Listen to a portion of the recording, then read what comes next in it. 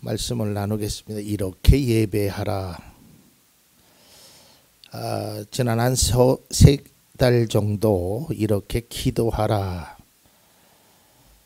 말씀에 의해서 우리가 함께 은혜를 나눴는데요. 이제는 예배에 관한 말씀은 그렇게 길게 하지는 않도록 하겠습니다.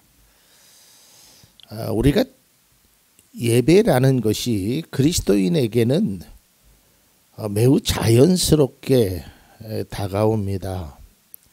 그래서 정말 그리스도인 중에 예배를 드리는 것이 굉장히 익숙합니다. 특별히 그리스도인들, 우리나라 사람들은 뭐 새벽 예배, 수요 예배, 구역 예배, 철야 예배, 또 특별 예배도 많이 드리죠. 그래서 무슨 일이 있기 전에 항상 예배를 드리는 것이 굉장히 익숙해져 있습니다. 그래서 그리스도인이라면 이 예배를 드리는 것이 뭐 불편하거나 부자연스러운 그런 분은 아마도 없을 겁니다. 그런데 제가 참 좋아하는 말 중에 하나 이런 말이 있죠. 익숙함에 속아서 소중함을 잃는다. 이 말이 예배에 적용되는 것 같아요. 그리스도인이라면 적어도 일주일에 한 번 이상씩은 다 예배를 드립니다. 그리고 신앙생활을 오래 하신 분이라면 뭐 예배에 대해서 굉장히 익숙하지요. 자연스럽죠. 우리가 만약에 어떤 뭐 그런 일은 없지만 타 종교에 가서 뭐 그들도 뭐 미사라든지 뭐 어떤 종교적인 행위를 할 거 아니겠습니까? 타 종교에. 근데 만약에 우리가 타 종교에 가서 그런 뭐 예배나 뭐 법 뭐라 그러죠? 뭐 그러니까 불교에서 행하는 그런 거에 참여한다면 굉장히 좀 부자연스러울 거예요. 제가 예전에 저는 천주교에서는 예배를 드린 적은 없고 성공회 가서 한번 예배를 드린 적이 있거든요. 근데 거기에서도 굉장히 익숙하지 않더라고요. 우리하고 순서도 다르고 찬양도 다르고 좀 그래서. 근데 하물며 타종교에 간다면 뭐 더더욱이나 그렇겠죠. 근데 예배에 대해서 익숙하다라는 것은 결코 나쁜 것은 아닙니다. 우리가 예배를 하나님 앞에 늘 드렸고 예배에 대한 것이 우리 속에 자리 잡고 있는 것은 나쁜 것은 아닌데 이러한 익숙함 때문에 예배에 관한 이 소중함을 잃게 되는 거예요. 제가 내일 아침에 사실은 그 말씀을 드리려고 했는데 새벽에 제가 이 미가엘을 쓴 지가 꽤 오래됐거든요. 목회하면서부터 썼으니까 10여 년 동안. 근데 뭐 미가엘이 늘 새벽마다 소리가 나오고 찬양을 드렸고 기도할 때 찬양이 나왔는데 이게 그렇게 소중한지는 몰랐어요. 이게 없이 한번 예배를 드리니까요. 굉장히 좀 뭐랄까요, 답답하다고 할까요? 그리고 기도하는데도 그렇고 굉장히 부자연스러워. 그래서 부랴부랴 이거를 구입했는데 좀 뭔가 시스템상의 문제가 있어서 아마 내일이면 해결될 겁니다. 이처럼 우리가 늘 사용했던 것이 없거나 또 그것을 쓰지 못하게 됐을 때 그것이 굉장히 중요하고 소중했다라는 것을 알게 됩니다. 시편의 말씀해 보면 고라자손이라는 그들의 시가 나오는데요. 고라자손들이 나중에 그런 표현을 씁니다. 우리가 하나님 앞에 예배드리고 하나님 앞에 찬양하고 하나님께 영광을 돌린 그때가 그립다는 거예요. 그러니까 우리는 지금 예배를 드리는 것이 뭐 굉장히 자유롭고 자연스럽습니다. 하지만 그 자유롭고 자연스러움에 예배의 본질, 예배의 소중함을 잃게 된다면 그것은 바람직한 그리스도인의 모습이 아니라는 거예요. 제가 한 97년도인가 중국을 한번 간 적이 있습니다. 거기서 예배를 드렸어요. 근데 그 예배 드린 장소는 교회가 아닌 공장이었어요. 근데 사실은 그 공장이 아니라 그 교회를 세울 수가 없으니까 공장을 대신 위장된 교회의 모습이었어요. 그때 당시만 해도 중국에서 교회를 다닌다는 것이 공개적으로 내세우기는 굉장히 힘든 정치적인 시기였어요. 근데 거기서 제가 그 아는 목사님이 저에게 설교를 좀 해달라 그래서 제가 그분들과 함께 예배를 드리면서 설교를 전했는데, 말씀을 전했는데, 와, 그분들이 예배에 대한 그 열정, 그 예배에 대한 그 소중함, 그분들이 만약에 예배를 드리다가 이 국가에 발각이 되면 큰 처벌을 받거든요. 그럼에도 불구하고 기도하는 모습, 찬양하는 모습, 예배를 드리는 모습에 제가 말씀을 전하는 사람으로 오히려 제가 은혜를 받고 왔어요. 그러니까 오늘날 우리들이 드려지는 예배가 물론 다 소중한 예배고 다 우리의 마음속에 하나님 앞에 예배드림을 위해서 오지만 실제적으로 우리가 드리는 모습을 스스로 한번 자가 진단을 해보잔 말이에요. 나는 과연 어떤 예배를 드리고 있나? 또 내가 드리는 예배를 하나님은 정말 기쁘게 받으실까? 예배는 하나님께 드리는 신앙적 행위의 핵심입니다. 하나님을 향한 우리의 믿음의 기초가 이 예배를 통해서 세워지게 됩니다. 구약의 가인과 아벨의 제사를 보면 예배의 중요성이 얼마나 중요한지를 다시 한번 깨닫게 됩니다. 가인은 잘못된 제사를 드림으로 결국 거기에 대한 보복심이, 질투심이, 증오가 최초의 살인을 낳게 됩니다. 그러니까 우리가 어떤 예배를 드리는지가 굉장히 중요하단 말이에요. 자, 오늘 중요한 한 가지만 말씀드리겠습니다. 그것은 예배는 오직 하나님을 위해서 드리는 거다라는 거예요. 이 본질이 흔들리면 안 됩니다. 하나님 앞에 드리는 예배, 하나님을 위해서 드리는 예배, 하나님께 영광을 드리는 예배, 그러니까 모든 중심에 하나님이 있어야 돼. 이게 예배예요. 요한계시록 19장 10절을 보겠습니다. 그때 내가 그에게 경배 드리려고 그의 발 앞에 엎드렸더니 그가 나에게 말하였습니다. 이러지 말아라. 나도 예수의 증언을 간직하고 있는 내 동료들 가운데 하나요. 너와 같은 종이다. 경배는 하나님께 드려라. 하나님께 드리는 거예요. 그러니까 예배의 본질은, 예배는 사람의 어떤 눈이나 사람의 생각이나 어떤 그러한 인간적인 방법이 아니라 오직 모든 것이 하나님께로 집중돼야 된단 말이에요. 예배라는 말의 원어적인 의미를 보면 경배, 절을 한다 이런 뜻이에요. 영어로는 worship. 근데 그리스도인의 경배는 하나님께만 하는 거예요.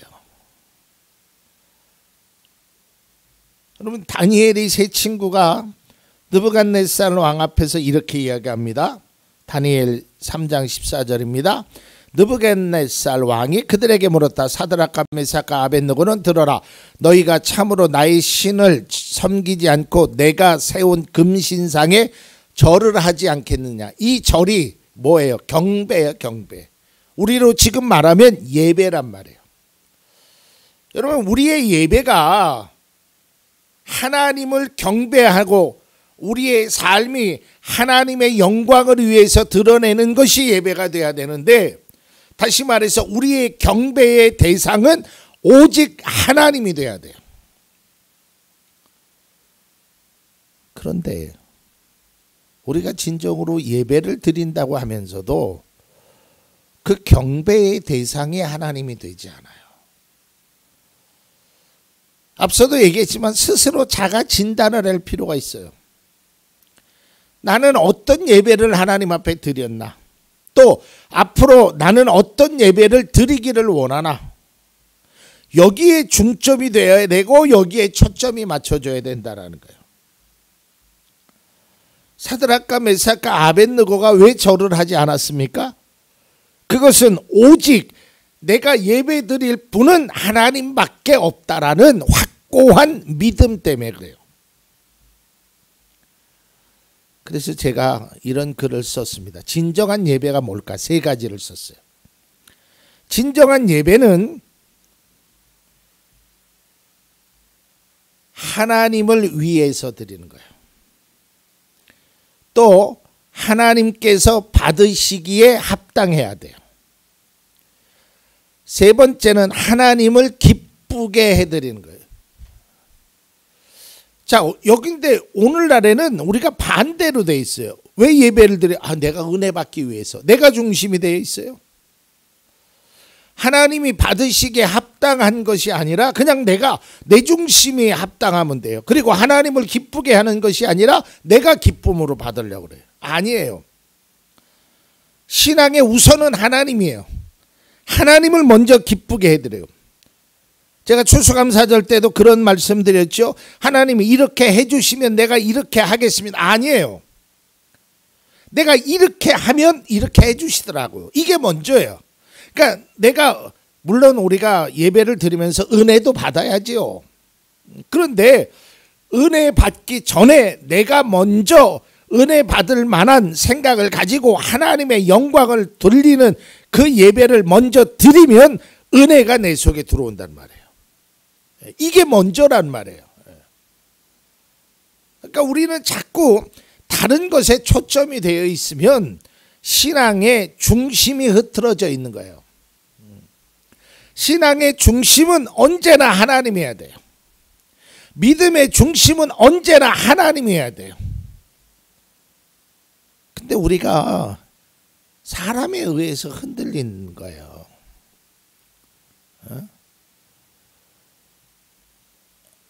아무것도 아닌 것에 우리의 예배가 방해되고 우리의 예배의 중심이 흔들리는 것은 바람직해요. 여러분, 예배를 위해서 목숨 건 사람들이 얼마나 많은 줄 아십니까? 기독교 역사를 보면 하나님 앞에 예배드리기 위해서 자기의 생명을 내놓고 예배를 드렸던 사람들이 신앙의 역사에 나와 있단 말이에요. 이처럼 왜 그러냐면 그분들에게 있어서는 이 예배만큼 중요한 것이 없고 이 예배를 통해서 하나님 앞에 올바른 것을 드리기 위해서.